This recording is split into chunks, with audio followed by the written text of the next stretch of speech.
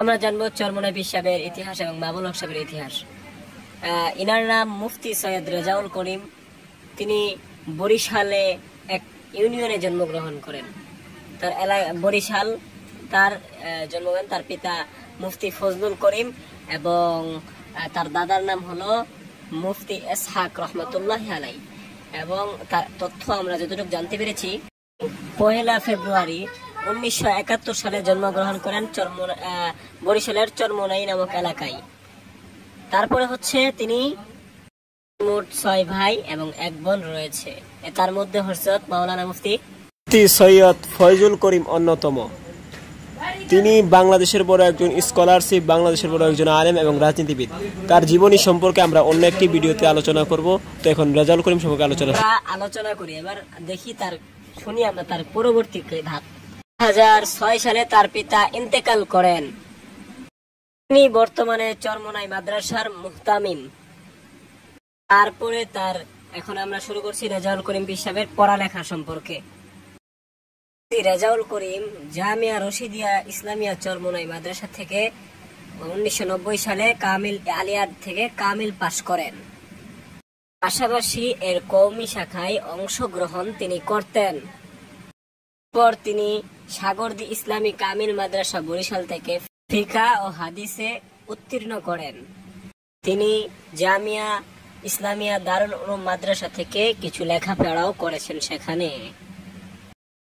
তিনি দীর্ঘজীবন লেখাপড়ার পর তিনি জামিয়া রশিদিয়া চরমোনাই মাদ্রাসার একজন আলিয়া শাখার শিক্ষক হিসেবে যোগদান করেন। তিনি বর্তমানে চরমোনাই আলিয়া এবং কওমি দুটোটারই মুহতামিম।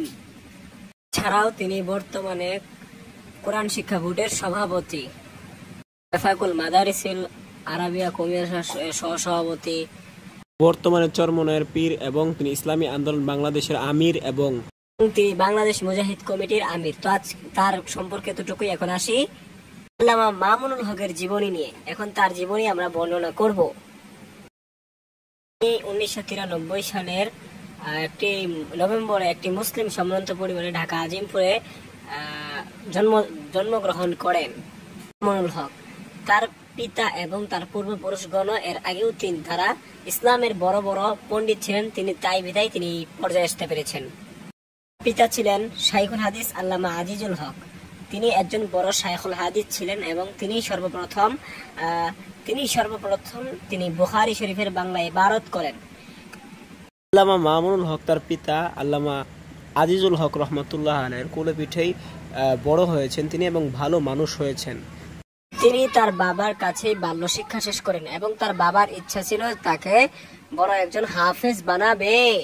জন্য তার পরিবার এবং তার বাবা লালবাগের একটি মাদ্রাসায় তাকে হেফজ বিভাগে ভর্তি করিয়ে দেন। সময় তিনি মাত্র 12 বছর বয়সে তিনি হেফজ শেষ করেন। পর তিনি ভর্তি হন লালবাগ ইসলামিয়া মাদ্রাসায়।